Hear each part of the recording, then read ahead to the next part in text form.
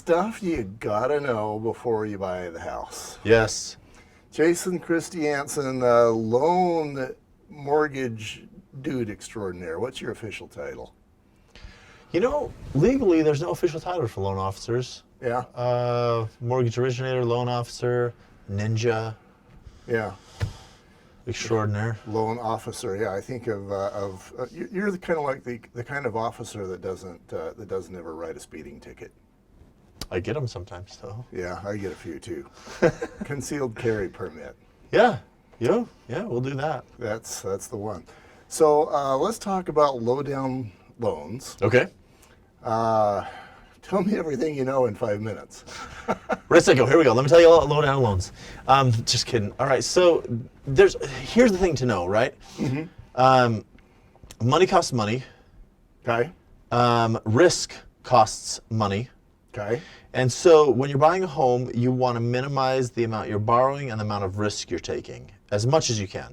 Okay. Now, sometimes this means that you're going to come in with no money because you are paying down other debts or you've got money going someplace else. But then you want to look for where you can best get the best money. Just like sometimes Walmart or Smith's has a better price on Captain Crunch, different loan programs too. So there's USDA, FHA, VA, conventional. There's programs out there, right? Chinoa, Utah Housing. So usually the riskier the program and the less money down, the more expensive it's going to be. That's the thing to remember right off the top.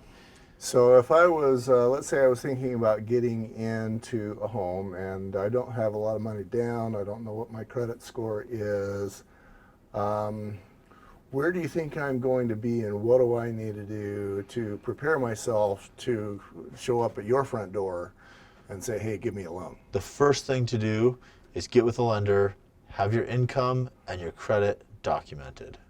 Okay. Assets and liabilities, got to look at it. Documented means tax statements? Pull a credit report, depending on your income, right? Mm-hmm. So pay stubs, if you're self-employed, taxes, something like that, so they can see what we're working with. Because a lot of the low down loan programs actually have income caps. Okay. So I've got people right now, they qualify for a low down loan in all aspects besides they make too much money. So they can't get it. And then you have the other options, that can work for you. But looking at is it really worth it to come in with 0 down if you have 5% down or 3% down or 3.5% down? Because those are other options. Well, and that's the thing. You quite often hear somebody say, well, why, I can get this house for 0 down. Why would I do anything but that? And you have an answer to that question. Right. How long are you owning the home? And what are you planning on doing with the home?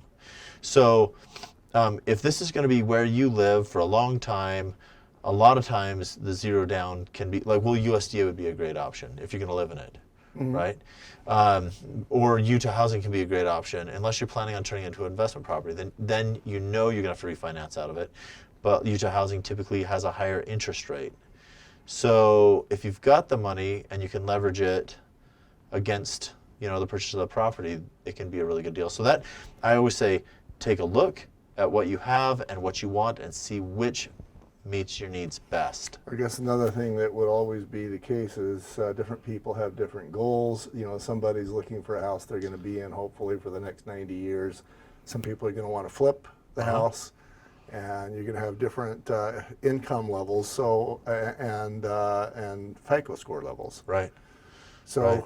The advice we would give them would be just know what those are, be prepared to come in to talk to you or another loan officer, and just know that it's not just where do I sign. Exactly. It's a lot like shopping for a car. Mm-hmm.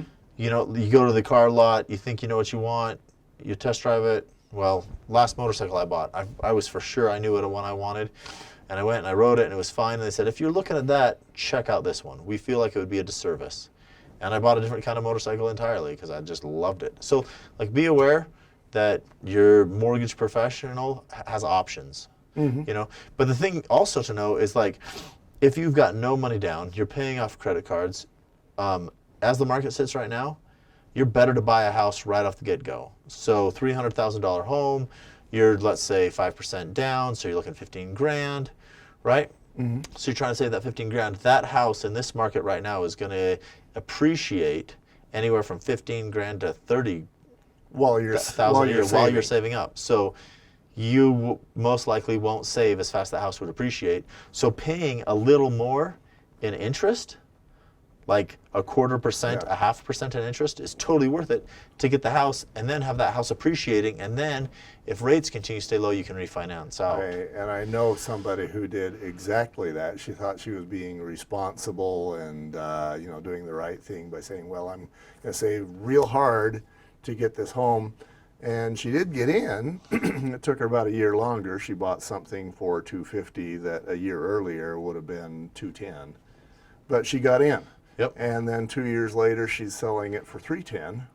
There you go. And she still wins. Right, It's right. just not as big a win as it could be. Right. So she saved $60,000 in a year by buying a house earlier, possibly at a higher rate, higher closing costs. Right. But 60 grand is, I'll take it. Oh, yeah. Yeah, I mean, that house appreciated faster than her house payment. Yep. And a lot of them have been doing that recently. Yeah. So those are things to look at. The best advice I have is talk to someone who knows what they're doing first. First. That's probably the theme of this segment is first. Yeah. Don't assume, well, okay, I want to buy a house, so I'm going to start saving. Go talk to somebody. Yeah. First. See how much you need to save for the house you want. See what that is. See what the payment is.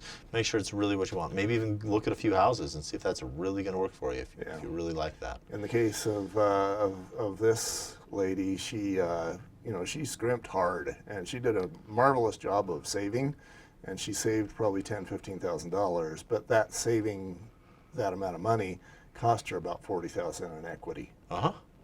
So there are conditions like that need to be considered. Exactly. Okay.